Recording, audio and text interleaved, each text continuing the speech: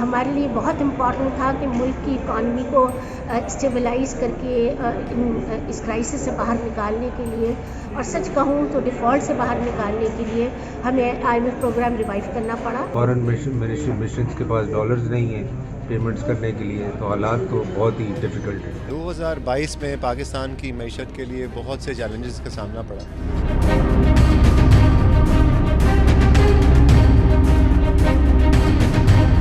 سال 2022 معیشت کے لیے تباہ کن ثابت ہوا۔ معیشت کا کوئی ایسا شعبہ نہیں ہے جو خسارے کا شکار نہ ہوا ہو۔ ملک میں جاری معاشی بدحالی کی ذمہ داری اب پاکستان تحریک انصاف اور اتحادی جماعتیں ایک دوسرے پر ڈال رہی ہیں۔ ہمارے لیے بہت امپورٹنٹ تھا کہ ملک کی اکانومی کو اسٹیبلائز کر کے اس کرائسس سے باہر نکالنے کے لیے، اور سچ کہوں تو ڈیفالٹ سے باہر نکالنے کے لیے ہمیں IMF پروگرام ریوائیو کرنا پڑا۔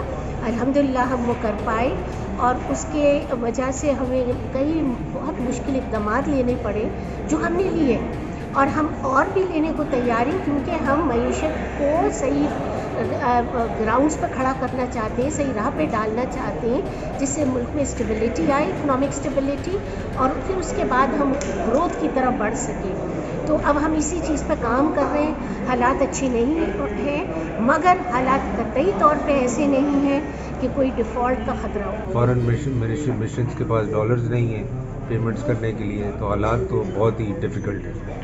تو حکومت کیا کر رہی ہے سر؟ دیکھیں وہ تو obviously حکومت تو کوشش کر رہی ہے کہ اوور کم کریں، بٹ اس وقت جو ہے وہ economy and financial situation of the country. سال 2022 میں ہونے والی مہنگائی کی وجہ سے ہر شخص پریشان ہے۔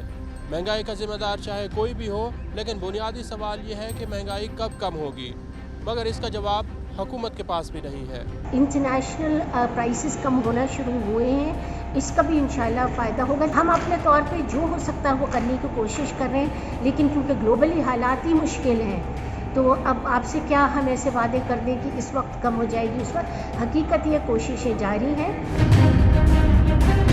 2022 میں حکومت کی ترجیح معیشت نہیں سیاست رہی۔ ہر معاشی فیصلے پر سیاست اثر انداز ہوتی رہی۔ ماہرین کا کہنا ہے کہ جب تک حکومت مشکل فیصلوں کے ساتھ ساتھ مساق معیشت نہیں کرتی، معیشت اسی طرح گرداب میں رہے گی۔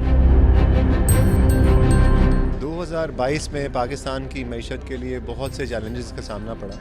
سب سے پہلے جو معیشت کو چیلنج تھا وہ یہ تھا کہ ہم ایک IMF پروگرام میں پاکستان چل رہا تھا، اور پچھلی حکومت نے یہ فیصلہ کیا کہ ہم فیول کے اوپر جو ہم سبسڈیز دے رہے ہیں ان کو ہم ریسٹور کر دیں گے، اور ہم نے ایک پرائس کیپ لگا دیا۔ سو بظاہر یہ ایک بڑا عوامی نوعیت کا مقبول فیصلہ تھا، لیکن اس فیصلے کی وجہ سے ہمارا جو ایک بجٹ تھا اور فسکل ڈیفیسٹ تھا، اس کی ساری پلاننگ خراب ہوئی۔ اس کے ساتھ ہی پھر کچھ مہینوں کے بعد پھر سیاسی حالات بھی ایسے ہوئے کہ حکومت چینج ہو گئی، تو کچھ عرصے کے لیے ہم نے ایک سیاسی عدم استحکام کا پاکستان شکار ہو گیا، جو یقیناً ایک معیشت کی پالیسی کے نقطہ نظر سے ایک بہت منفی ڈیولپمنٹ تھی۔ پھر ہم نے دیکھا کہ پاکستان کو سیلاب کا سامنا کرنا پڑا، اور اس کے بھی نقصانات کا جو ایسٹیمیٹ آیا ہے وہ 25 سے 30 بلین ڈالر کا پاکستان کو انفراسٹرکچر کے پوائنٹ آف ویو سے اس کا نقصان ہوا ہے۔ پھر یہ دیکھیں کہ پاکستان کی جو ہماری ایک کرائسس چل رہا تھا کرنسی کے حوالے سے، اور اس کا ایک تعلق انفلیشن سے بھی ہے، وہ بھی کافی اوپر چلی گئی ہے، اور انفلیشن سرکاری اعداد و شمار کے مطابق 25% کے قریب ہے اس وقت ہماری جو افراط زر ہے۔ سو اس کا مطلب یہ ہے کہ جو بھی ہم کما رہے ہیں، جو ہمارا متوسط طبقہ کما رہا ہے، اس کے لیے اب سیونگز مزید کم ہو گئی، اور مزید چیلنجز اس کو سامنا کرنا پڑے گا۔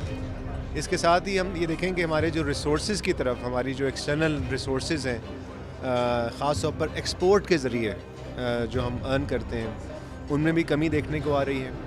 ہماری ریمیٹنس کا فلو بھی اس وقت سلو ہو گیا ہے۔ سو میکرو اکنامک سطح کے اوپر بھی پاکستان کی معیشت اس وقت مشکل کا شکار ہے۔ ہم امید کرتے ہیں کہ پاکستان اس پروگرام کو جو ہمارے IMF کے پروگرام میں ہے، جو ایک فسکل ڈسپلن کا ایک پروگرام ہے، اس کو ہم کامیابی سے کنکلوڈ کریں گے، اور اس کے بعد ہم دوبارہ گروتھ کی طرف جا سکیں گے۔ لیکن اس وقت ایک مشکل ہے، اور خاص طور پر یہ امید ہے کہ جو ہماری بیرونی ادائیگی ہیں اس کو ہم اپنے وقت پہ پورا کریں تاکہ ہمارا جو ڈیفالٹ ہے کا خطرہ ہے وہ کم سے کم ہو سکے. تحریک عدم اعتماد کے نتیجے میں قائم ہونے والی اتحادی حکومت کے پاس معیشت کو ٹھیک کرنے کا فوری طور پر کوئی حل نہیں ہے اور سال 2023 میں بھی یہ سوچا جا رہا ہے کہ پاکستان کو ڈیفالٹ سے کیسے بچانا ہے. کیمرہ مین نفیس ارائیں کے ساتھ وقاص عظیم، 24 نیوز، اسلام آباد.